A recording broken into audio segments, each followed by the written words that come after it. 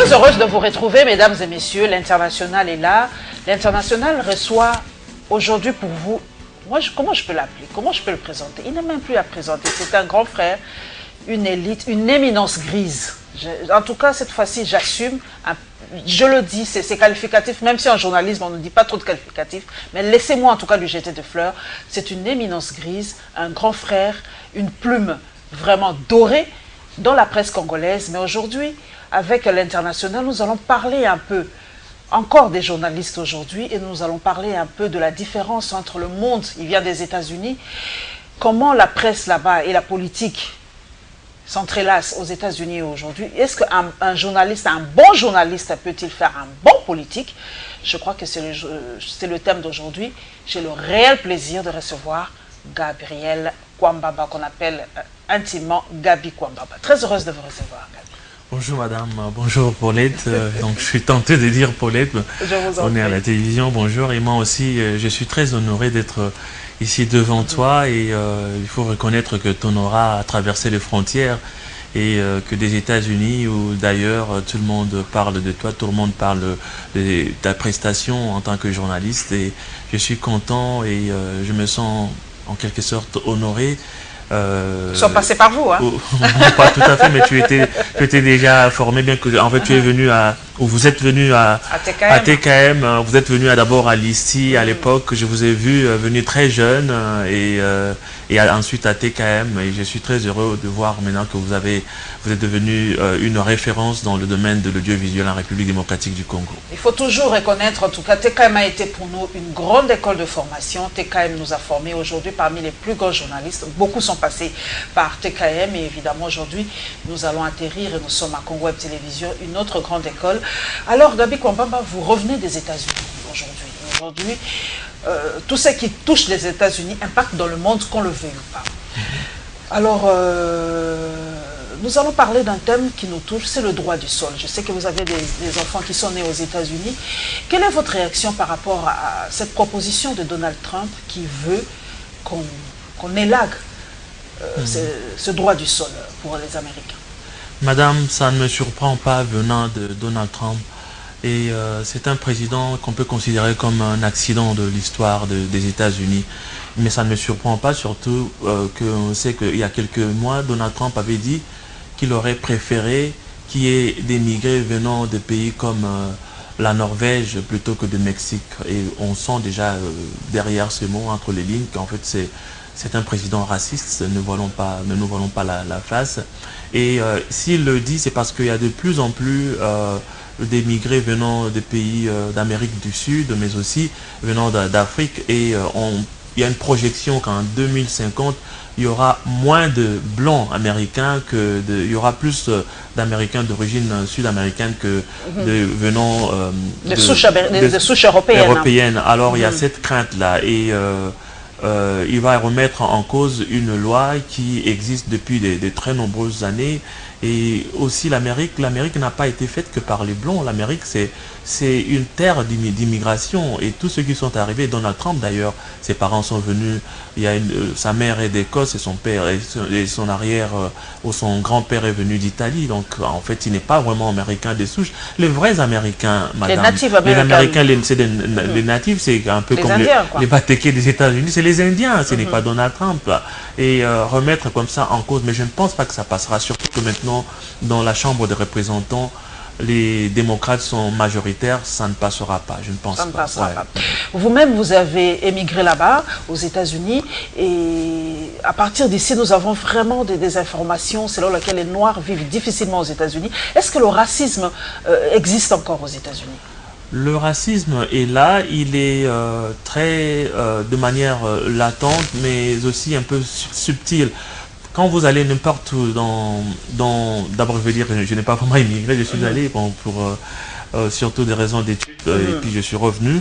Mais en fait, quand vous allez aux États-Unis, que ce soit dans les entreprises ou encore à l'université, on vous dit d'office que le recrutement ne se fait pas sur base d'appartenance ethnique, d'origine ou de race. Mais si vous êtes noir et blanc, vous vous présentez, eh ben, vous êtes noir, vous avez beaucoup de chances de ne pas être retenu. Donc, on ne vous le dit pas, mais vous le sentez et vous le vivez. Et le racisme existe toujours dans ce pays, malheureusement. Alors, on le dit, et moi, je le dis à mes enfants, pour que les Blancs vous considèrent, il faut être plus intelligent que, heureusement, que c'est vrai que pour contrer ce racisme latent, c'est vrai que je vous pose la question parce que vous venez de là, vous avez vécu là-bas.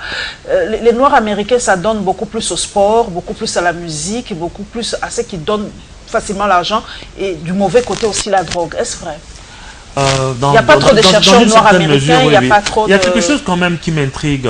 Quand vous allez sur le terrain de sport, comme vous le dites, basketball, au football américain, vous remarquerez que les meilleurs athlètes sont des noirs, mais quasiment tous les entraîneurs, des coachs en fait sont des blancs.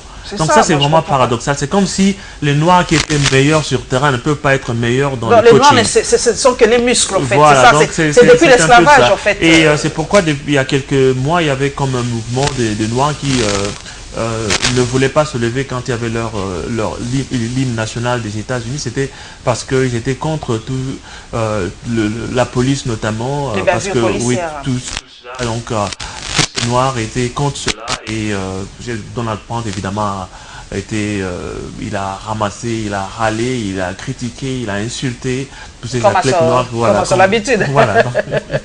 Donc nous revenons un peu ici, Gabi Kwambamba. Est-ce que quand vous êtes revenu, est-ce que vous avez senti un changement ou un choc? Est-ce que la RDC pour vous a changé, en bien ou en mal? Je reviens de manière régulière depuis quelques années. Vous sentez un changement? Oui, oui, dans une certaine mesure. Et je sens que, par exemple, pour ce qui est de l'éducation, quand je compare à notre génération, la génération de nos parents, j'ai l'impression que le système éducatif est en baisse et on doit vraiment le récurer. On doit repenser notre système éducatif. Et en tant que professeur, parfois quand vous lisez des copies d'étudiants, peut-être même au niveau de licence, vous êtes surpris, vous êtes choqué, vous êtes mais est-ce qu'ils ont fait le primaire, ils ont fait le secondaire, mais comment ça? Tout simplement parce qu'en fait la corruption est généralisée avec cette pratique qu'on appelle, et vous en tant que journaliste, surtout en tant que femme, vous devez être contre ça. Voilà, donc c'est un peu ça, donc c'est parmi les grands chocs. Bon, c'est vrai aussi que j'ai remarqué des immeubles qui poussent, mais les rues, les avenues, beaucoup sont dans un état de délabrement qui fait qu'en fait, qui doit pousser tout le monde à se mettre au travail et tout le monde doit travailler beaucoup là-dessus. Et donc, c'est un peu ça, mais aussi le truc quand tu es choqué, par exemple, sur un comportement, quelqu'un qui jetterait du plastique dans la rue et puis lui dit mais c'est pas comme ça. Et alors qu'est-ce qu'on va te dire? Tout ça. Donc c'est des choses quand même qui me choquent.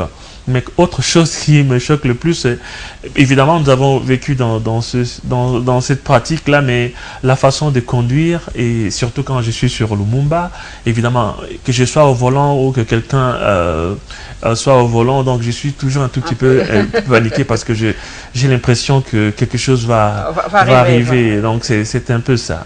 Vous avez mis l'accent sur les bavures policières aux États-Unis envers les Noirs, c'est un fait connu. Et dernièrement d'ailleurs ici à Kinshasa, il y a eu, vous êtes professeur à l'UNIKIN, il y a eu 2 morts et plusieurs policiers blessés d'ailleurs. La question que moi je vous pose, l'emploi des armes létales, est-ce qu'aux États-Unis c'est légal d'employer les armes létales, ou qu'est-ce qu'on emploie comme armes aux États-Unis, les policiers, et pourquoi ici en RDC on emploie des armes létales qui tuent? Il n'y a pas autre chose qui peut ne pas tuer, mais qu'on peut employer. Oui, évidemment, toute mort, surtout par balle, est quelque chose à déplorer. C'est des choses qui ne devaient pas arriver. Mais je vous surprendrai, malheureusement, aux États-Unis, il y en a de plus en plus. Et Barack Obama a eu à pleurer parfois devant la dépouille, surtout des Noirs. Et on a l'impression que les policiers, un policier américain, quand il est devant un noir, il est un peu aux aguets et il s'est dit que quelque chose peut arriver à tout moment. Et, il dégaine avant il dégaine. Alors c'est pourquoi je lui dis, et je dis toujours aux jeunes qui sont noirs, qui sont en Amérique, je leur dis d'être très prudents et d'être vraiment multiplier leur courtoisie par 2 lorsqu'ils sont devant, vis-à-vis des policiers. Qu'ils soient noirs ou blancs en fait. Généralement, la plupart de ces policiers sont sont blancs, mais malheureusement, il y a parfois aussi des policiers noirs qui sont peut-être même plus racistes que des blancs. Et ils veulent être plus blancs que les blancs eux-mêmes. Mais d'une manière générale, c'est un peu ça.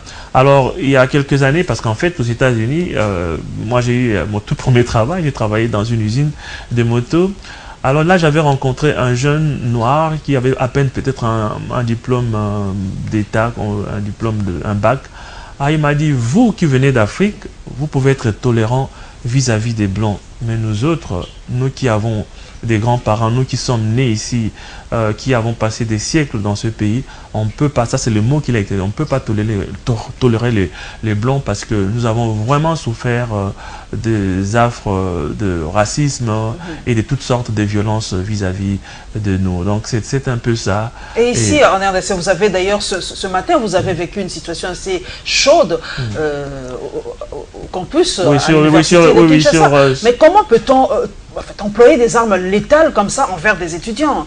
Oui, ça c'est des choses absolument à éviter. Je ne sais pas, il faudra, comme vous le dites, nous sommes journalistes, les journalistes vérifient toujours son information. On a déjà vérifié, il y a deux morts aujourd'hui, oui, deux étudiants qui sont décédés. C'est des choses absolument à éviter, c'est déplorable parce que moi je parle en tant qu'éducateur, en tant que parent, et voir un enfant jeune mourir à cet âge, donc c'est des choses qu'on devrait éviter et je pense que c'est une interpellation pour nos autorités pour que des choses comme ça ne se répètent pas. Et on a l'impression, donc on a eu à déplorer cette situation depuis toujours, cette rivalité entre les étudiants et les policiers depuis de très nombreuses années. Je crois qu'on devait arriver un jour à avoir un forum qui réunirait d'un côté les étudiants et de l'autre les responsables de la police et les policiers pour qu'on parle. Parce que nous sommes tous des Congolais, et ces policiers, ils ont des parents. Tout à l'heure, en venant au niveau de Congo, je me posais la question, les policiers, ils sont parents aussi, ils ont des filles, ils ont aussi leurs fils qui sont à l'université. Je crois qu'on devait faire, comme on a eu, je crois que Barack Obama a eu à suggérer ça aux États-Unis, qui est un forum entre les Noirs d'un côté et les policiers. On peut faire ça aussi entre les étudiants et les policiers parce qu'il y a comme une certaine guéguerre, il y a comme une certaine... Oui, entre les deux. Mais je déplore qu'il y ait mort d'homme, évidemment. C'est des choses qui ne devaient pas se passer comme ça. Kambamba, vous êtes revenu au pays, vous avez des ambitions politiques, vous êtes candidat dans la province, avec le découpage... La province du Kwilu. Du Kwilu, merci. Dans la province du Kwilu, député national, quel numéro pour... Pour national, numéro 15. Numéro 15 et provincial, numéro 33. Mais beaucoup de gens m'ont dit de vous poser cette question. Vous avez vécu aux États-Unis. Comment laisser le rêve américain pour revenir ici? Quelles sont vos ambitions? Pourquoi vouloir revenir ici et faire de la politique active? Vous qui étiez déjà aux États-Unis, vous voyez comment les gens se battent pour aller aux États-Unis. Vous y étiez, vous êtes revenu. Pourquoi? Je pense que vous avez une partie de réponse, vous qui faites partie de mes amis sur Facebook. Vous voyez comment est-ce que la plupart de mes postes, le Congo a toujours été le pays de mes rêves. C'est vrai que je suis allé aux États-Unis, surtout pour étudier, mais mon objectif était de revenir, contribuer à l'éducation de la jeunesse de notre pays. Et je vais peut-être vous amuser. Quand je suis venu à l'ICI en 1987, en fait, mon objectif était de venir apprendre le journalisme et aller travailler à la radio nationale à Bandundu. Et d'ailleurs, mon premier stage, après la première année, j'avais réussi en première session et je suis allé passer en 88, j'ai passé 2 mois à la voix de Jair Bandundu. En fait, c'était déjà un signe qui pouvait annoncer que moi, en fait, quel que soit l'endroit où je pouvais aller, mais mon rêve, c'était de revenir dans mon pays, de participer à l'éducation de la jeunesse de mon pays. Je suis fier de le faire et je le fais non seulement à Kinshasa, à l'université de Kinshasa, mais aussi à l'université de Bandundu. Mais je vous dirais aussi qu'on est mieux que chez soi et même en Amérique, même loin, le Congo a toujours été dans mes pensées et quand on parle du Congo, on voit évidemment là où j'ai vécu aussi, la ville de Bandundu qui a toujours été la ville de mes rêves depuis toujours et ça inspire la plupart de mes poèmes sont inspirés par donc par exemple le piroguier de Bandundu, saison sèche dans la ville de Bandundu ou sur la tombe de Rouma. pardon, des Irumo, pardon, c'est un bateau, un vieux bateau, je crois parmi les bateaux qui nous ont amenés de Boulongo à Bandundu. Oui, donc on faisait beaucoup ces navettes quand j'étais enfant, et à Kinshasa aussi peut-être. Et je me rappelle aussi qu'une fois, on revenait de Boulongo et c'était la chanson Kafulmaye de Taboulay. Alors j'étais avec papa, je crois maman et mon frère et les autres m'avaient précédé. Et il y avait cette musique de Kafulmaya et je n'ai pas pu résister. Enfant, j'étais un petit turbulent. Je me suis mis à danser et papa était vraiment énervé. Il dit, comment est-ce que tu ne peux pas te gêner devant les gens comme ça? Mais moi, en fait, c'est tout ça. Et je reviens sur ça dans mes papiers, dans ma poésie, mais aussi dans tous les récits. Et donc, en fait, je ne pouvais pas m'imaginer vivre ailleurs qu'en République démocratique du Congo. Nous revenons aux États-Unis. J'ai un Américain, entre guillemets, avec moi. Je sais que Gabi a la nationalité congolaise, hein, ne vous en faites pas, mais quand je dis américain, vous comprenez. Pourquoi, avec les journalistes et Trump aujourd'hui, ont des relations tendues, les médias traditionnels, hein? Pourquoi Donald Trump aujourd'hui contourne les médias traditionnels et tweete beaucoup? Donald Trump aurait fait un parfait dictateur africain s'il était né dans notre continent. En fait, Donald Trump, il est à la défensive face aux journalistes. Et vous savez, vous avez appris la semaine dernière qu'on a... on a retiré Jim Acosta, le correspondant de CNN. Ça, on ne pouvait jamais imaginer ça dans ce pays. Tout simplement parce que quelque part, il veut cacher quelque chose. Quelque part, il ne veut pas être objectif. Et Donald Trump, c'est le genre de chef d'État qui veut qu'on puisse le dialoliser. Alors, il est là aussi. Et quand vous lui dites que vous êtes les meilleurs, vous êtes tout ça, alors là, il est content. Voilà, il est très content. Et il part il va vous présenter comme les meilleurs journalistes, mais une fois critiqué, donc comme on dit, to get into his skin, une fois vous le critiquez, c'est fini. Mais on a dit que quand même il a fait remonter l'économie américaine, c'est vrai? Non, il faut relativiser. Non, en fait, les jalons de cette prospérité, entre guillemets, a été jetés par Barack Obama. Et vous savez qu'en 2008, quand Barack Obama est arrivé, l'économie, il y avait une crise, une forte crise, et on a vécu ça. Et Barack Obama a tout fait, et tout ce que Trump, tout ce qu'on est en train de vivre, c'est en fait les conséquences positives de la politique menée par Barack Obama. Et jusqu'à présent, d'ailleurs, il n'y a pas un homme politique aussi populaire que Barack Obama. Il avait dit lui-même que s'il s'était présenté, mais évidemment, malheureusement, la Constitution le lui interdit, madame, mais si Barack Obama s'était présenté, il pouvait être réélu avec peut-être, bon, il n'y a pas de deuxième tour là-bas, mais il aurait pu être élu. Il reste l'homme américain le plus populaire. Et pour nous, les Noirs, pour nous, Africains, c'est un honneur. Mais beaucoup se plaignent aussi qu'il n'ait rien fait pour l'Afrique, hein, tout ça. Bon, ça c'est une parenthèse. Vous êtes revenu pour être député national. Gabi Kwambamba, quel est votre premier projet que vous allez présenter à l'Assemblée nationale? Est-ce que Gabi Kwambamba est là pour donner les polos? Je ne sais pas comment vous allez battre campagne, mais est-ce que pour vous, vous allez battre campagne à l'américaine? Vous voyez comment ça se fait de porte à porte avec... Comment vous imaginez votre campagne là? Et j'aimerais bien savoir le tout premier projet que vous allez soumettre à l'Assemblée nationale. Oui, le tout premier projet... j'ai vécu pendant 2 mois, les 2 derniers mois, je les ai passés dans ma ville natale, la ville de Bandundu, et j'ai remarqué que le taux de mortalité est vraiment élevé dans cette ville. Alors, après, il y a un hôpital, il y a des centres, mais je suis journaliste, et donc vous savez, les journalistes... On ne meurt jamais, hein. Voilà, donc c'est ça, et donc j'ai essayé de vérifier, d'enquêter un peu au niveau des institutions médicales de la ville, et la réponse est tombée. En fait, les soins de santé ne sont pas vraiment de qualité dans cette ville, et même le personnel médical a une certaine responsabilité. Alors, au-delà de ces soins de santé, l'accès aux soins de santé, ça c'est quelque chose de primaire. Donc, si je suis élu député, parmi mes premiers projets, ça sera la loi sur une couverture médicale pour tout le monde. Barack Obama l'a fait aux États-Unis. C'était passé, mais avec beaucoup de difficultés. Hein. Oui, on ne sait pas pourquoi les Américains ne veulent pas de ça. Parce que les gens, parce qu'ils sont égoïstes. En fait, il y avait 30 millions de personnes aux États-Unis qui n'avaient pas de couverture médicale, et la majorité d'entre eux, c'était des Noirs, et le reste, c'était des Blancs pauvres. Or, les gens comme Trump et comme les autres, ils ne veulent pas payer pour les autres. Voilà, ils ne veulent pas payer pour les autres. et chez nous, on pourrait avoir cette loi sur la couverture médicale pour tout le monde. Et alors, les fonctionnaires de l'État et ceux qui travaillent dans les entreprises seront supportés naturellement par leur employeur. Couverture médicale, expliquez un peu, peut-être les gens ne comprennent pas. Couverture Genre médicale, mutuelle de santé, oui, un peu une assurance, oui, du genre Ah, assurance de santé, couverture médicale, assurance de santé. Parce qu'en fait, comme vous le savez, la plupart des gens n'ont pas d'assurance de santé.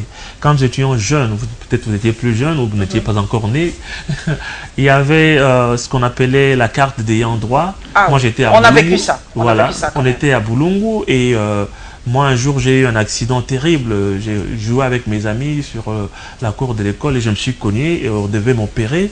Et c'est juste, papa est arrivé avec sa carte d'ayant droit. D'ailleurs, on n'a même pas attendu que la famille vienne d'abord avec l'argent, tout ça, on l'a fait. Mais malheureusement, au fil du temps, les choses ont un peu changé. Plus, hein, mais maintenant, il faut redynamiser ça, mais peut-être faire adopter une loi sur la couverture médicale pour tout le monde. Donc, il y aurait une assurance pour ceux qui travaillent, donc cette assurance dépendrait de l'employeur et pour les agents de l'État notamment, avec notamment cette carte d'ayant droit. Et pour les autres, les chômeurs, il y aurait comme une caisse de solidarité nationale, c'est-à-dire une assurance, ils seront couverts par l'État, d'autant plus qu'ils sont en tant que démunis, en tant que chômeurs, et ce fera que quand vous allez à l'hôpital, qu'on ne vous demande pas l'argent, on vous soigne et vous avez cette carte, donc tout le monde aurait cette carte. Donc le fait d'être congolais vous autoriserait à avoir accès aux soins, soit à travers votre employeur ou encore à travers cette carte de solidarité nationale. On doit en arriver parce que, et aussi essayer de repenser, quand je dis repenser les systèmes d'enseignement, ça vise un peu tout le monde. Il faut qu'il y ait de bons journalistes comme vous, il faut qu'il y ait de bons médecins, il faut qu'il y ait de bons juristes, tout ça. Donc, dans chaque corps de métier, on doit vraiment tout repenser parce qu'en fait, tout cela, c'est parce que quelque part, les gens se disent, bon, écoutez, moi, je vais pas étudier, mais à la fin de l'année académique, mon père peut intervenir.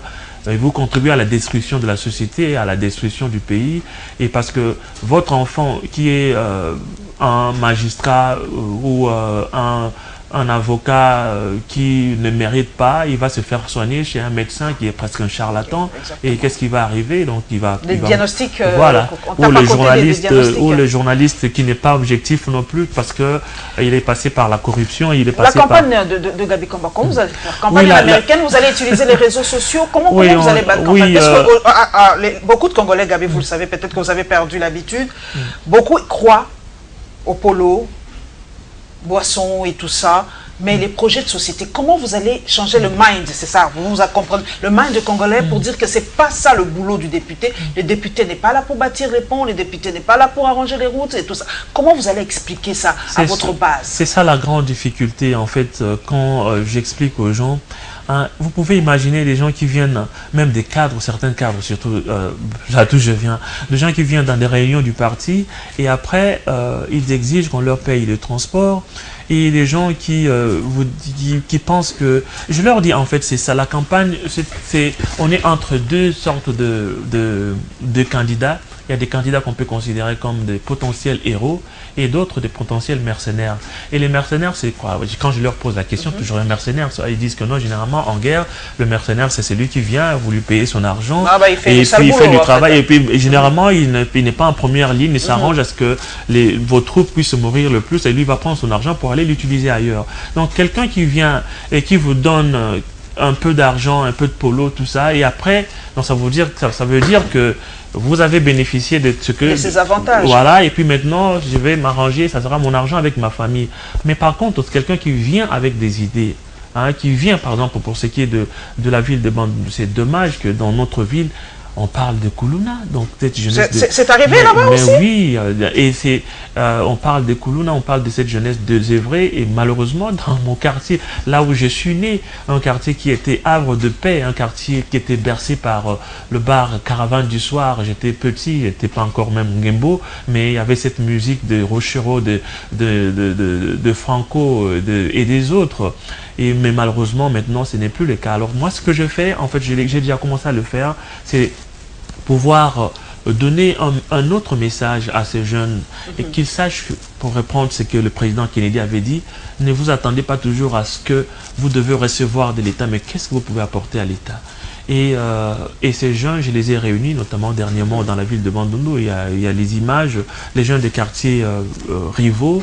Et on a essayé de travailler ensemble avec des coupes-coupes, avec des haches. Et on a essayé de dresser une direction pour rendre accessible un quartier qui était pratiquement enclavé à travers cette direction-là. Il y avait bien sûr une direction principale. Et on le fait. Et à la fin, ces gens se disent, mais au moins, vous ne venez pas nous donner du chanvre. Vous ne venez pas nous donner de... Comment on appelait ça? Agene. Voilà, donc vous venez nous demander de travailler ensemble. Évidemment, il faut leur donner un petit rien pour les motiver, mais au moins c'est ce qui me fait plaisir, c'est cette joie-là et cette réconciliation entre les jeunes. Et aussi autre chose, mais ça c'est au-delà de la campagne. J'ai créé dans la ville de Bandundu un club d'anglais pour la jeunesse. En fait, je me suis dit que l'anglais est une ouverture vers le monde, une porte supplémentaire vers le monde. Alors les jeunes viennent, et je me suis dit que, mais enfin ces jeunes, s'il faut leur demander de l'argent, la plupart, c'est une ville essentiellement administrative, et la plupart des parents n'ont pas d'argent. Et moi j'ai dit que pour moi c'est comme un apostolat. J'aurais pu devenir prêtre, je ne suis pas devenu, je suis heureux d'être journaliste, d'être professeur aujourd'hui. Et pour moi c'est un grand plaisir et même...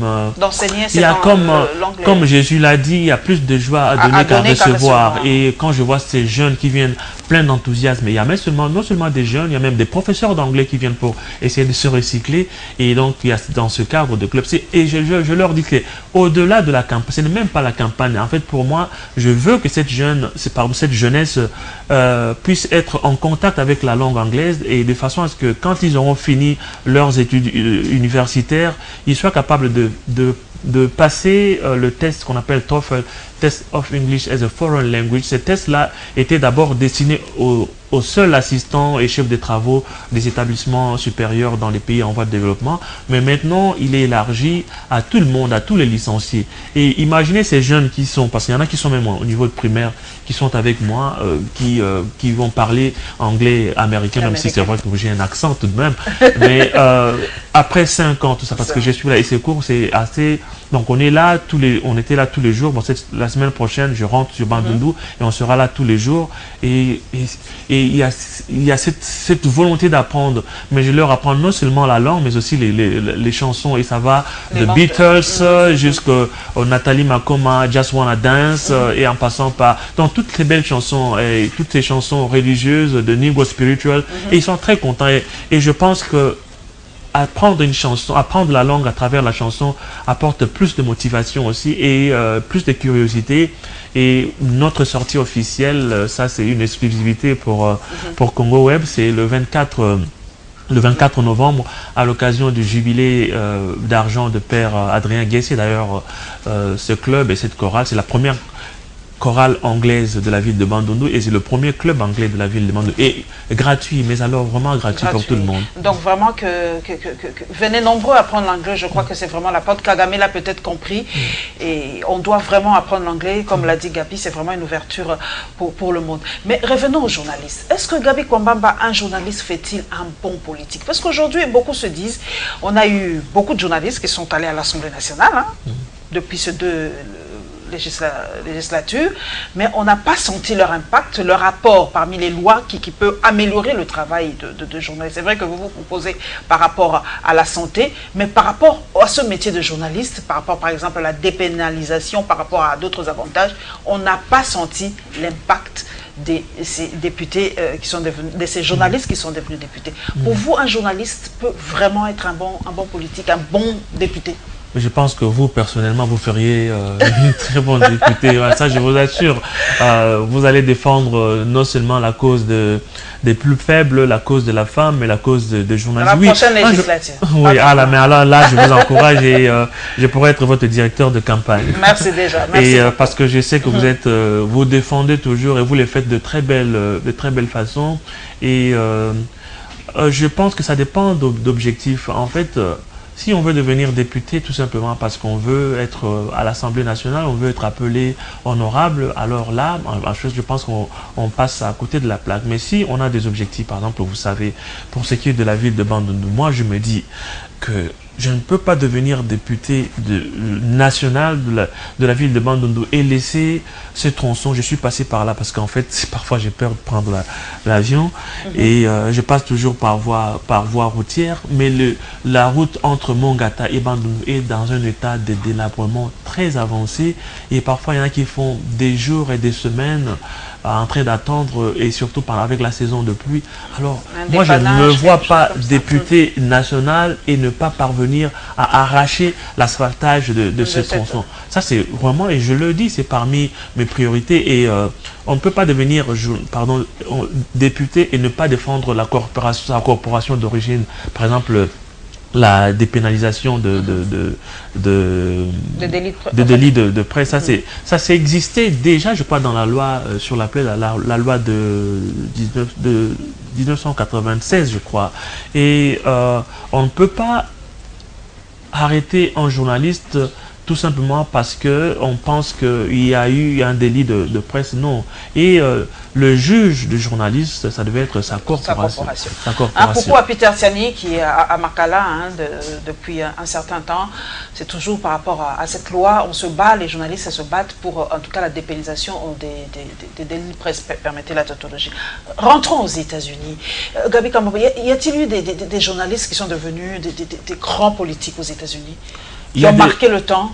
La plupart des journalistes qui ont marqué leur temps ne sont pas nécessairement des journalistes qui sont devenus politiciens, mais il y a des journalistes qui ont acquis la notoriété. Donc pour acquérir la notoriété, on ne doit pas nécésairement passer par le banc de l'Assemblée. C'est un peu le contraire, c'est que le gens l'Assemblée nationale. Quand vous prenez quelqu'un comme Anderson Cooper, sans doute vous le connaissez sur CNN, vous prenez Christian Amanpour, vous prenez John King, c'est des gens, c'est des références. Oui, donc c'est des gens, c'est des références. On ne doit pas nécessairement. Et il faudrait que les gens viennent en politique pour servir et non pas pour être servis. Que les gens viennent en Assemblée nationale ou provinciale, tout ça, pour servir.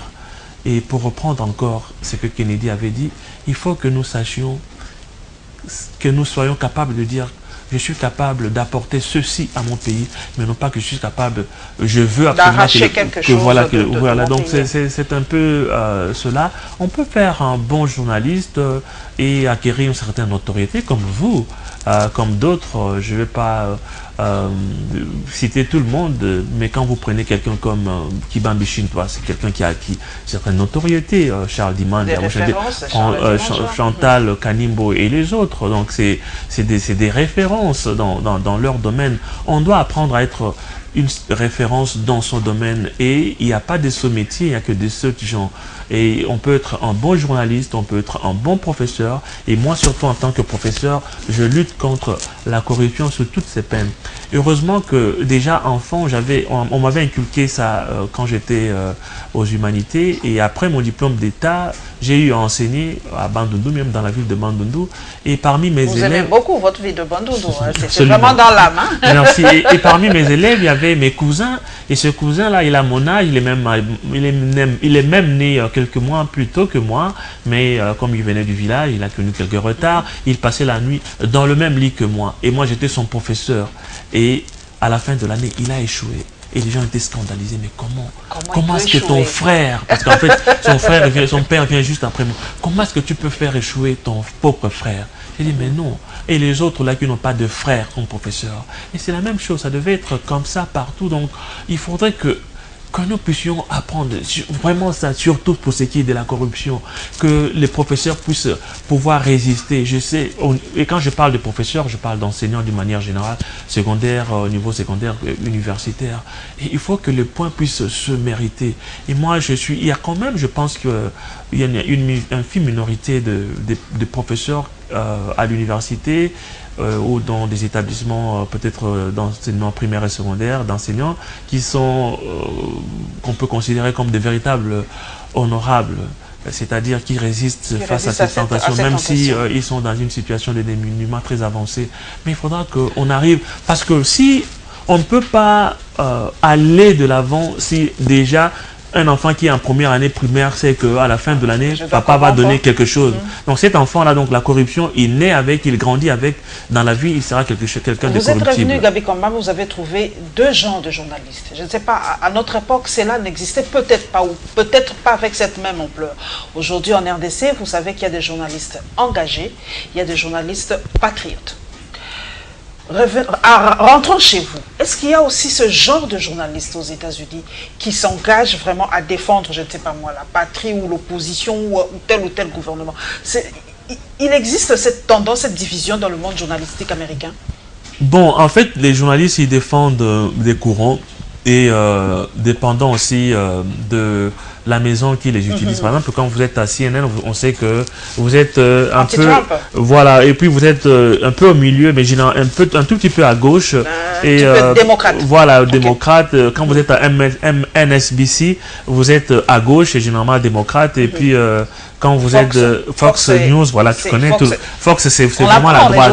Fox est beaucoup plus à droite. Oui, oui. Et donc c'est cela. Mais chacun défend une certaine idéologie, mais pas nécessairement un courant politique, pas nécessairement une personne. Non, c'est ça la différence avec chez nous. C'est une idéologie. On est journaliste, on est plus pensé vers la droite. Et ça dépend aussi quand vous êtes engagé. Il y a la clause de conscience. Quand vous êtes engagé à Fox News, vous savez que la ligne éditoriale, ces lignes éditoriales existent, mais on n'est pas là pour chanter. Et d'ailleurs, Trump à beaucoup de chants. Et d'ailleurs, vous savez, quelqu'un comme Trump qui n'aime pas des critiques, il présente des journalistes comme des ennemis du peuple américain. Vous pouvez imaginer, surtout les journalistes de CNN, il les présente, il les diabolise à outrance. Et je crois que ça, à notre époque, comme vous l'avez dit, vous avez été avec nous à TKM, on avait des journalistes tout simplement qui faisaient leur travail et qui étaient objectifs dans la relation de fait. Et c'est dommage, en fait, qu'il y ait ce clivage-là, comme c'est une sorte de bipolarisation. En fait, on est dans une société très bipolarisée. Quand on n'est pas Vita, on est Imana. Quand on n'est pas Skoll, on est Primus. Quand on n'est pas JB, c'est un peu de suite. Bon, mais je crois qu'on devait transcender ça en tant que journaliste. On devait revenir aux principes qui dirigent le journalisme. Hein. Le journaliste, qu'est-ce qu'on fait? On fait la relation de fait. La relation de fait, quand la relation de fait, c'est... on informe sur des choses qui sont socialement significatives. Et ces choses... Ça, c'est nos cours qu'on a appris, ça. Pas facile aujourd'hui. Et donc, c'est cela. Je ne sais pas, vous étiez peut-être là, je ne sais pas si c'était quelque temps avant que vous ne veniez. Il y a quelques années, je suis allé faire un reportage. À l'époque, c'était, je crois que c'était déjà la ligne aérienne congolaise. Alors, j'ai fait ce reportage. Ils sont venus nous prendre. Et nous sommes allés, et là j'ai constaté que contrairement à ce qu'ils nous présentaient, c'était tout à fait à côté. Ils ont même donné le coupage. Et j'ai remarqué que l'autre compagnie aérienne privée était plus organisée, et ainsi de suite. Et j'ai fait mon reportage en disant que, en tout cas, on a une visite guidée aux lignes aériennes congolaises, mais je pense que il y a beaucoup de choses qui font à refaire comparé à l'autre société. Il y avait une société privée, je ne vais pas citer les noms. Et en fait, j'étais très critique. Et vous savez, c'était une première. Il dit, mais comment est-ce qu'un journaliste qui a pris son coupage et peut nous critiquer de la sorte? Et j'étais banni. Donc, on ne voulait plus me sentir. Et pour me sanctionner, la semaine qui a suivi, les LAC ont organisé un voyage en Belgique. Et on a pris mon ami et frère Paul m'a dit, en fait... Pourquoi lui? Je crois qu'il est aux États-Unis. Oui, il est aux États-Unis. Mais c'est pour dire qu'en fait, on peut bien faire son travail et garder son honneur. Donc, en principe, on doit être au-delà de ce coupage. Mais tout ça, tout simplement, c'est parce que, vous le savez, nous, les journalistes, comme la plupart des Congolais, les journalistes ne sont pas très bien payés. Alors, le sacrifice et je veux dire l'objectivité est sacrifiée et l'hôtel du coupage. Voilà, c'est un peu ça et c'est tout à fait dommage.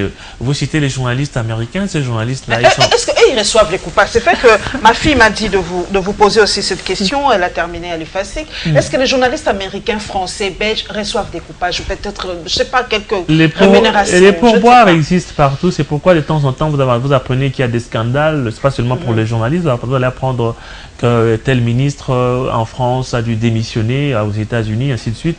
C'est que les pouvoirs hésitent, mais pour reprendre ce que le professeur Mamba me disait, la dose. C'est un problème de dose. C'est un problème de dose. Et en principe, le journaliste... ailleurs, il est payé régulièrement, il n'a pas de complexe vis-à-vis des autres. Donc quand il reçoit un ministre, il n'est pas complexé du tout. Et on a l'impression ici que nous autres, parce que là je parle maintenant en tant que journaliste, on est comme l'homme à l'éternel main tendue et ça ne nous valorise pas. Et c'est dommage parce que nous sommes des licenciés comme des autres. Parce que là je parle en tant que journaliste, on a été formé, on est passé par l'université. Et d'ailleurs, dans le passé, quand il y avait des concours à travers les établissements d'enseignement supérieur, les meilleurs, c'était ceux qui venaient de l'ISTI et de l'époque qui est devenu IFASIC, c'était parmi les meilleurs, les gens les mieux formés. Et on devait faire en sorte que le journaliste soit... Est-ce que vous ne proposez pas une loi par rapport à ça aussi, par rapport au salaire des journalistes? Beaucoup nous disent qu'il y a des journalistes qui passent à l'Assemblée nationale et eux, comme ils ont maintenant des émoluments, ils oublient d'où ils viennent, à leur origine, leur travail, leur premier amour. Est-ce que vous n'allez pas parler aussi de ce salaire des journalistes? Oui, le salaire, pas seulement... C'est la même de base pour les journalistes. Pas seulement pour les journalistes, c'est vrai qu'évidemment, on doit d'abord prêcher... pour sa propre chapelle, mais il faut qu'il y ait un salaire de base pour tout le monde, un minimum, en fait, oui, pour tout le monde, pas seulement les journalistes.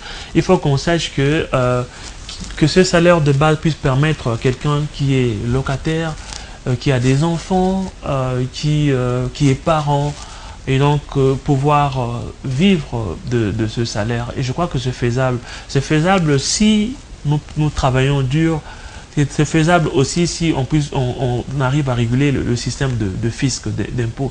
Il faut que, ce n'est pas normal que dans un pays comme le nôtre, qu'il y ait des gens qui ne payent pas l'impôt. Non. Mais qu'est-ce qu'on fait avec cet impôt-là? C'est l'impôt qui fait vivre l'État. Mais qu'est-ce qu'on fait avec cet impôt? C'est peut-être un cercle vicieux, Gabi Kwambamba. Moi, je peux bien payer mon impôt, mais si ça va dans la poche de l'autorité, je ne paye plus. Justement, Paulette, il faudrait qu'on mette en place un mécanisme pour... En fait, il y a des lois sur...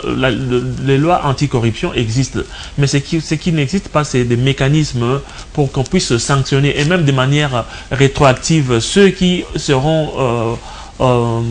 ceux qui seront coupables de détournement de deniers publics, parce que ça c'est quelque chose d'important, c'est quelque chose on ne peut pas être à des postes et détourner l'argent du contribuable congolais. Non, ça ne devait pas se passer de cette façon. Et d'ailleurs, je crois, au niveau du Parlement, si je suis élu député, je crois que je me battrai pour que on puisse, que cette loi qui est en projet sur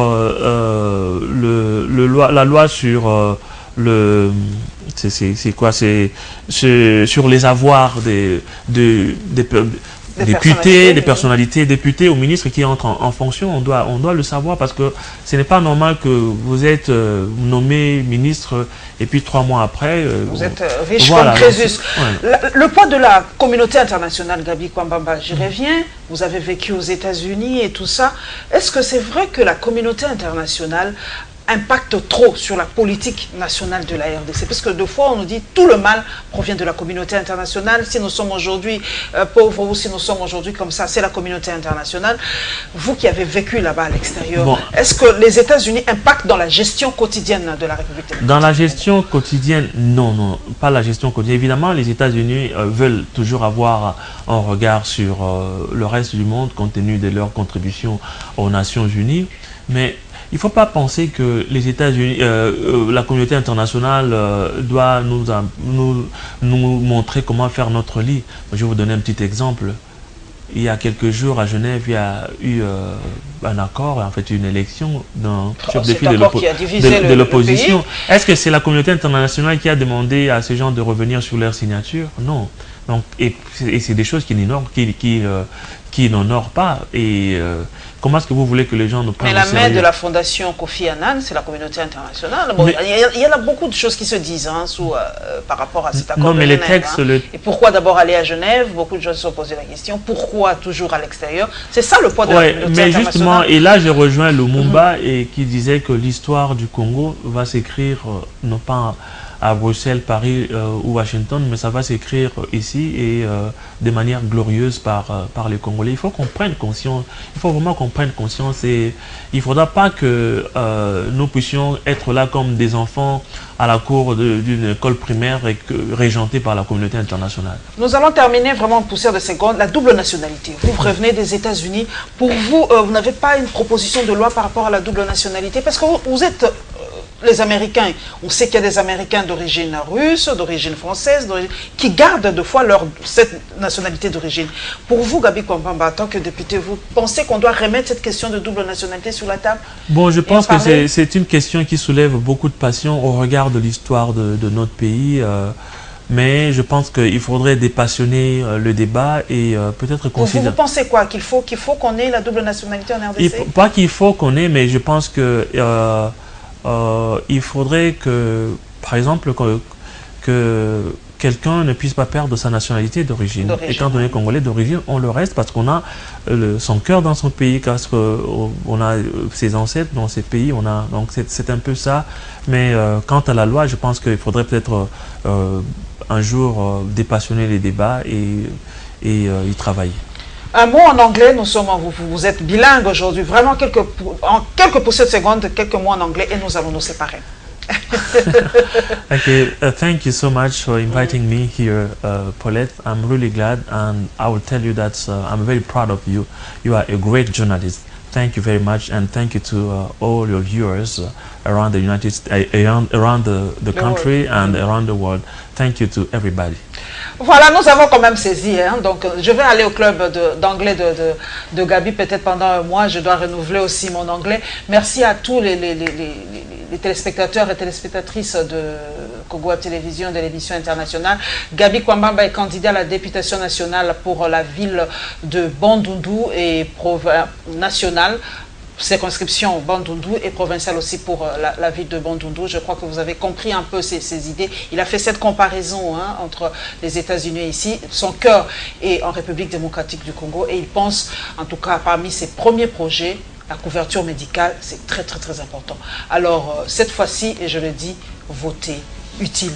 Merci Maurice Gigandou, merci Alain Bolikango et nous nous retrouverons mesdames et messieurs avec le même plaisir pour notre international next week. Au revoir.